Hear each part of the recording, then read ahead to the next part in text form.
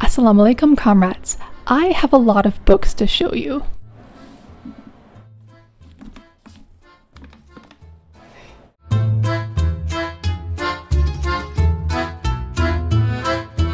So, you can't see, but on my lap is a giant stack of books, which are all of the books that I've acquired this past month. I purchased a lot of books. I will tell you where I get them and the price range as I go through them, but I figured you might find it interesting what I'm reading academically. I read a lot, not just academic informational history books, but a lot of fiction as well, but that won't be included. I just love reading. So let's go through all the books that I picked up this past month so far. Are you ready? The first book, I'm surprised I haven't read it yet, is this. Anna Louise Strong's I Change Worlds, her autobiography. I've read probably at least 15 of her books and pamphlets that I have in my personal collection. She's written over 30 books, and I talk much about her, but this is her autobiography, which I have yet to read. One thing I'm really looking forward to is she has her personal account of the Shilka, the Russian steamship that Lenin sent to Seattle. I know she talks about her experience with the Russians that were on board, and that inciting the later 1919 Seattle labor riots. Next, we have this book. Everyday Life in Early Soviet Russia, Taking the Revolution Inside. It's a collection of personal accounts that have been translated to English, so I'm really excited to get into that. I find those sorts of insights the most valuable. We'll see what the narrative is.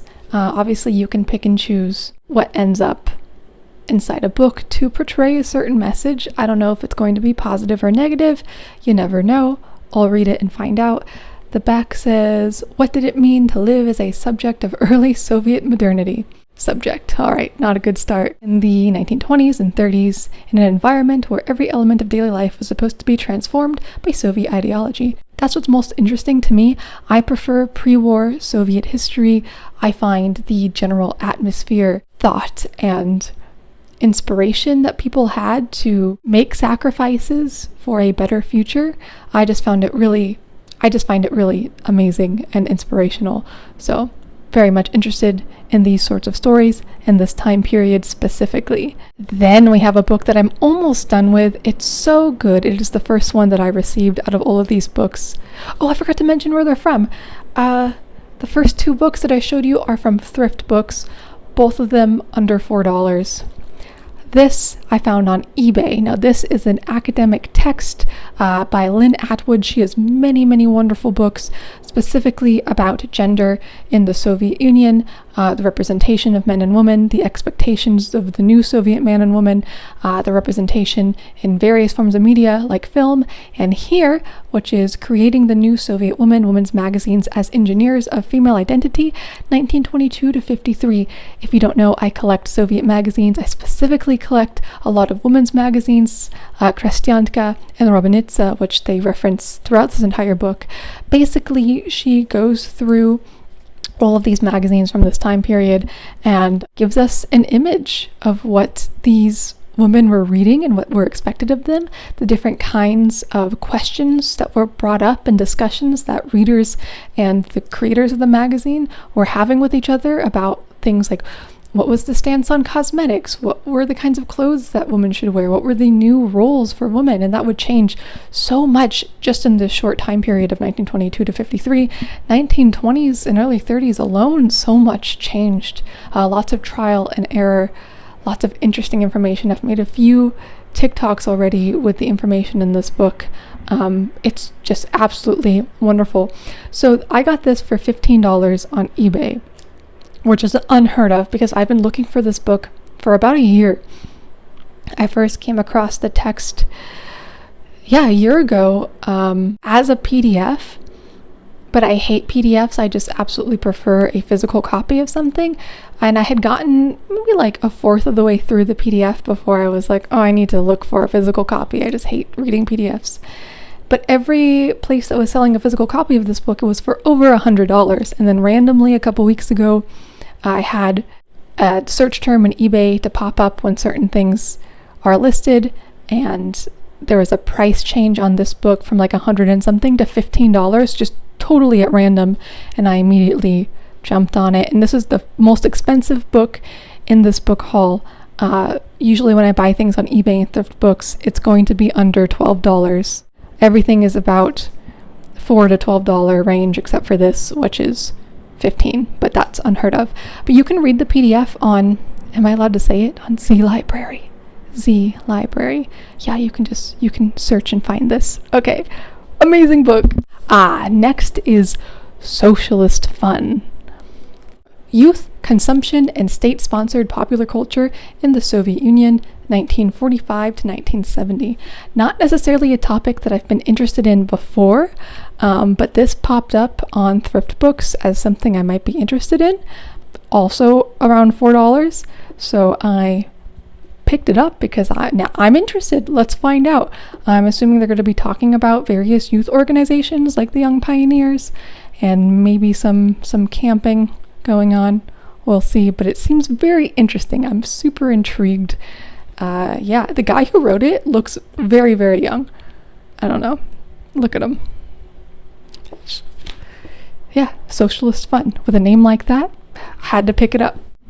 Now we're getting into the big boys. I'll start with the smallest of the big boy. Soviet Textiles. I'm always looking for books on Soviet fashion and textiles. This one is the cheapest one I've come across on the topic. It's very thin, but it's large. Designing the Modern Utopia. So this is specifically about textile design between, I think it's 1927 and 1933, where there was a lot of experimentation in textile design. And there's some really cool ones on the cover. You can see one of my favorites, which is, I think it's just called Locomotive. But yeah, it's just a bunch of trains. And so that's what's in here is different designs they were experimenting with and the inspirations for them, and a little thing on the side here. I just opened up to a page like little people. So stuff like that. Next, we have a wonderful book. In my attempt to humanize the Soviet Union, one of the most important things is using imagery. It's so much easier to humanize an image versus text, right? These next books are photo books. And here we have Soviet photography, An Age of Realism. This is a really famous photo. You may have seen it before. Yes, on the back. Another really nice photo. I think I have a magazine with this one in it, actually. So this is just Soviet photography from various very famous artistic photographers up until 1940. So again, pre-war, my favorite era. And because it's all done by prominent photographers of the time in the Soviet Union, the imagery is very, very beautiful. So it's just a really good book to use and helps me with ideas of the kinds of things to show you guys. And I just like having a better selection of photos that I don't have to dive into digitally. So having something I can just pull off the shelf for inspiration or to reference is just really helpful. Okay, next one is this. Okay, sorry for the reflection. I have a ring light. It's Landmarks of Soviet Architecture, 1917 to 1991. I really want to learn more about Soviet architecture. People always ask me my thoughts and my favorite kinds of Soviet architecture. I'm personally really into the neoclassical Stalinist stuff.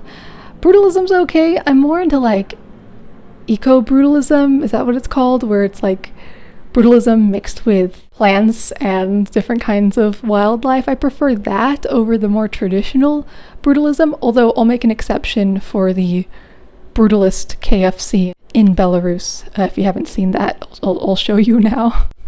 But yes, this is just a good, it's pretty condensed overview of Soviet architecture and iconic buildings and design throughout the Soviet Union, and I just thought this would be really helpful for me personally to get a little more informed on the topic, because I know what I like visually, I know what I've come across in my research, but I don't know all of the terminology and all of the notable buildings, so this will really help me with that. Again, these are massive books, and all of them are under $12. That's amazing. And lastly is the biggest boy. It's heavy. This is The Soviet Image. 100 years of photographs from inside the TASS archives, TASS being the main, how do I explain TASS? It's the telegraph agency of the Soviet Union, officially the news. Their archives are pretty massive, as you can imagine, and they just put like the best selected photos all in this over the years. I already looked through most of the pages. I'm a little disappointed because it's pretty weak pre-war. Most of the photography is heavy on the post-war end, especially in the like 70s and 80s, which isn't my specific interest, but it's still nice to see. So yeah, again, I didn't expect it to be this big. The photo that I saw, I never read the dimensions. That's a me problem. But the photo I saw made it look like it would be a small book. So I was really surprised that this is the biggest one, and it's very heavy and thick, as you can see.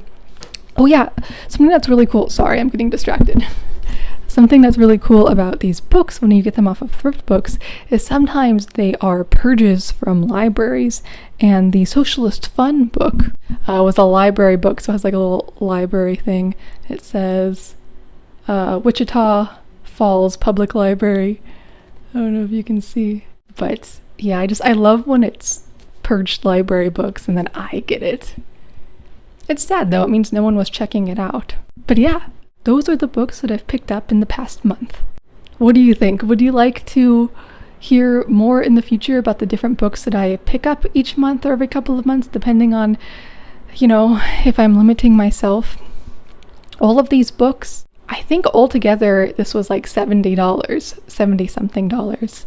So not bad at all. The thing is, I never know if it's going to be a good book or not. I do try and get a general feel before I order it, or sometimes it's just something that piques my interest. But I think over time I've definitely collectivized a very peculiar library full of my niche interests, and hopefully it's some of your niche interests as well, all of which basically revolve around the Soviet Union. I do have a lot of books on Islam as well, and some books from my old dark political science government days. I also have a shelf full of my husband's cookbooks that are absolutely not mine. The only book that's mine in the cookbook section is a unicorn themed cookbook. The rest are his. I don't cook. But yeah, some of you are always interested in my library, so here's my newest acquisitions, my newest additions to these shelves, and give me some feedback. What do you want to see? Do you want me to review the books that I pick up?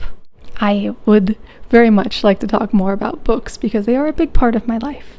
All right, comrades.